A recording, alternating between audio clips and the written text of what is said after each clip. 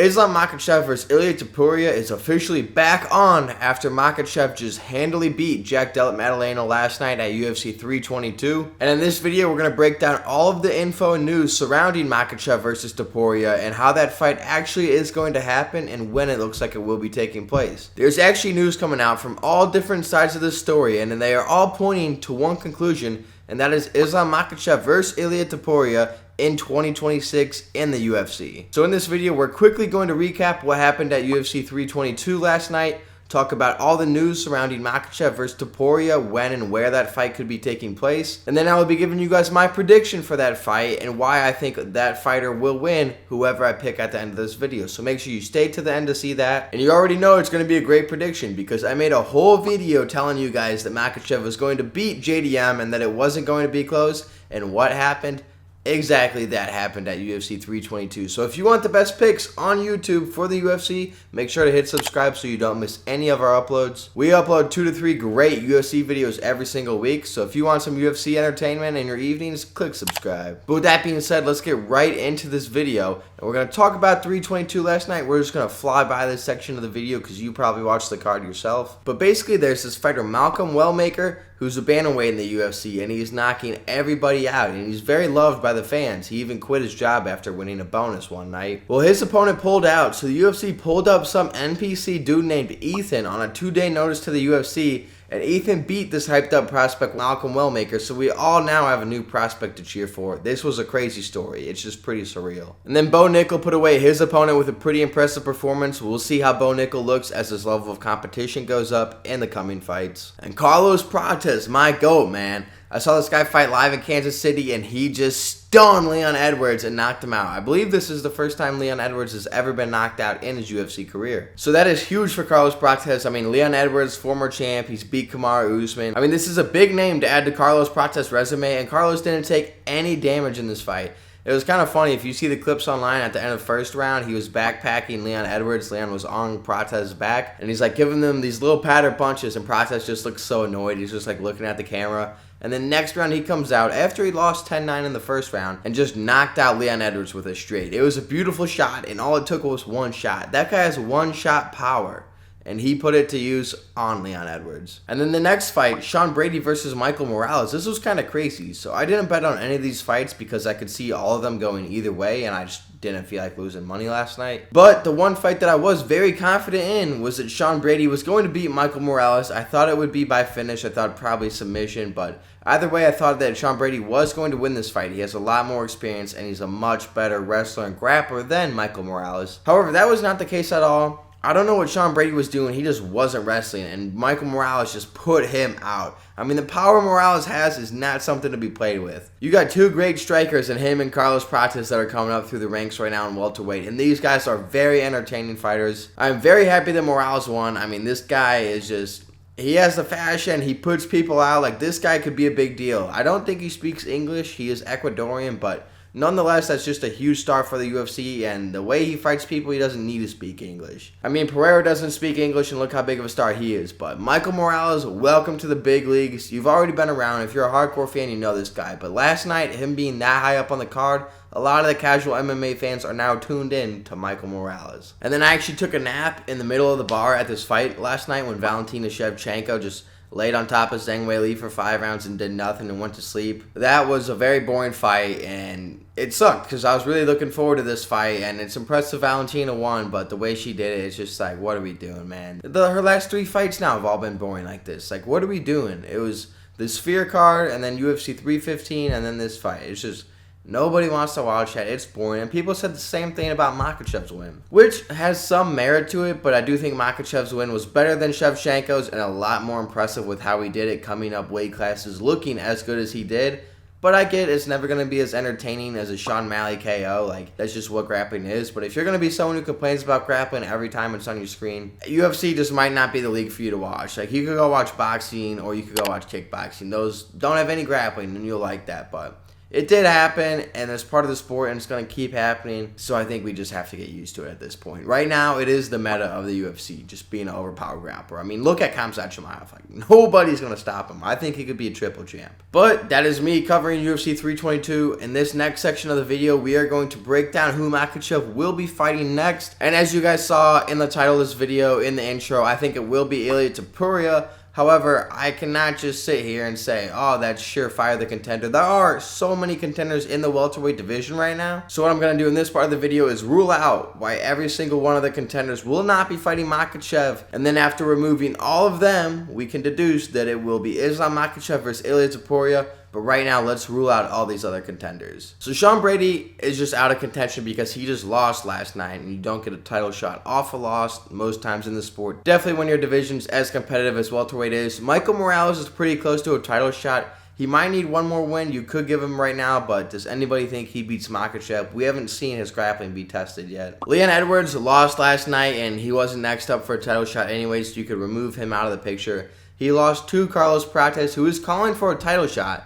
But I think this would be the worst thing for Prates right now. I just don't think he could handle Makhachev's wrestling. Nonetheless, he's a big star and will get a push. I'd like to see him have one more fight and then fight for a championship. Moving on to Jack Della Maddalena, he just lost to Makhachev, and it's the same DDP and Kamsat thing. You can't give a guy an immediate rematch when the first fight wasn't even close. Like, what are we doing at that point? Like, Pereira gets the immediate rematch because he was champion for a while and the first fight was close. But you just can't do that here. It makes no sense. Nobody wants to rewatch that fight again. And he didn't even have a title defense, so it's not like he was a reigning champ for a while like Kamaru Usman was. Speaking of Kamaru Usman, he's calling for a title shot. He's been calling for a title shot. However, he's 1-3 in his last 4 fights, and he barely ever fights. That type of behavior cannot be rewarded with a title shot. That would be absolutely ridiculous. I know Makhachev's mentioned his name before. Like, it's a great legacy name to add, and Kamaru does look good these days, but he is past his prime, 1-3, never fights. Hasn't fought since June, and before that, he hasn't fought since the Kamsat fight. Like,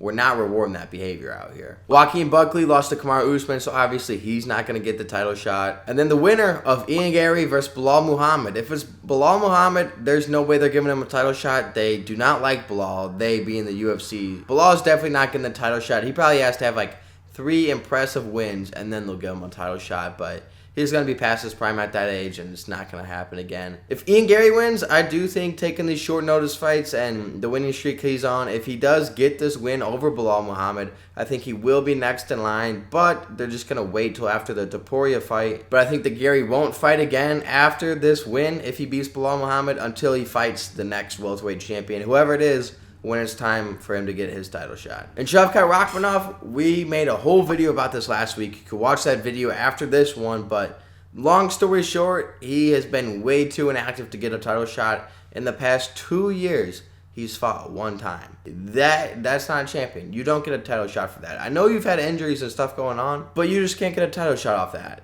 I'm sorry, like, stuff happens, but you just can't get the shot. And you know, Prates is a star, and he does have a case, but you can't give it to Prates over Garry if Garry wins, because Garry just beat Prates. And you can't give it to Prates over Morales because Morales beat a higher ranked opponent than Prates beat. So, I don't know. Superstars do get the push, and he is a superstar in the sport. Do not get that wrong. He is a dog, but I just don't think it's his time yet. I think he will get a title shot sometime next year. If he wins another fight, I think he'll get it at the end of next year, but not right now. So after removing all the other contenders, we are left with one guy, and that is Ilia Topuria. Now, he needs no introduction. He's 17-0 in his MMA record, undefeated in the UFC. Beat Volk, beat Holloway, beat Oliveira, all 3 of them by KO, all 3 of them back-to-back fights. Moved from featherweight to lightweight. He's a 2-division champ. He's been chasing Islam Makhachev, and he wants that fight. And now it might happen at welterweight. And let's talk about the info why. This isn't just me saying I want this fight. There is info behind this. And first things first, the champion Makhachev, he is calling for this fight. He's been asked in interviews for the past months and a lot this week if he will fight Ilia Topuria, and he said he wants that fight next. but the Ilia has to come to 170. And we know this isn't a problem with Ilia because Ilia's been telling Dana White and everybody else who has ears and will listen to him that he wants to move to 170, wants to go for triple champ, wants to beat Islam Makhachev and prove he's the best in the world. You know when the pound for pound rankings come out this week, they're going to put Islam back at number 1. And you know that Topuria wants to knock him out and he wants that number 1 spot. He wants to be the GOAT of MMA when it's all said and done. And this is the fastest way to do it, by beating him. And Ilia Topuria said he doesn't want to be fighting in the UFC forever. So if he wants to go for this GOAT status, he's got to go through the beasts of the UFC as he is doing right now. He's got to beat all the legends, all the GOATs. And Makhachev is next up. There's nobody else that compares right now. And there's no one really at 155 that deserves a title shot unless Arman wins next weekend against Dan Hooker. And if that happens, I think you do Arman versus Ilia somewhere in the beginning of 2026. And if Ilia wins, if and only if Ilia wins, you move him up to 170 and you do him versus Islam Makhachev at the White House. And again, this isn't me saying it because we have more info going into this now. Islam Makhachev, what does he say is his call out last night on the mic? He doesn't call out any opponent because he's waiting for these cards to fall in line. But he did say that he wants to fight at the White House. He asked the president. He said he wants to fight at the White House, that he will be headlining it. And of course, he didn't name an opponent in the ring. But he was asked 2 weeks ago who he wants to fight. And he said him versus Topuria is the biggest fight that UFC could make. And that they should do that fight at the White House. Now wait. There's more info. Dana White was asked this week in the press if the White House card was going to be like the best American they could find headlining it, what they're going to do there, or if they're just going to put on the best possible UFC fight that they can. And Dana White said it's not specifically going to be an American in the main event. They're just going to make the best fight that they can make. And Dana White has noted that the biggest super fight they can make is Ilia Topuria versus Islam Makhachev. This would be crazy, ladies and gentlemen. We have every side of this story wanting this fight. And you know Dana White wants to put on a huge fight. The best card ever for the White House event. And this is very likely the fight that will be happening. You know, if Dan Hooker beats Arman, which is possible, I'll have a video coming out about that next week. But if he beats him, then Ilia might just straight up move up and they might book this fight for the White House. Or Ilia might knock out Patty in the meantime. I think that's an easy win for Ilia to get that will only hype him up even more. Beating another guy who's undefeated in the UFC, that's just going to add to your resume. Then you move up, fight Makhachev at the White House, and that just would be the biggest fight in the world. It will be the biggest fight since Khabib versus Conor. Like, this is as close as they could get right here. Imagine even if Makhachev does beat Topuria and Ian Garry's next up in line.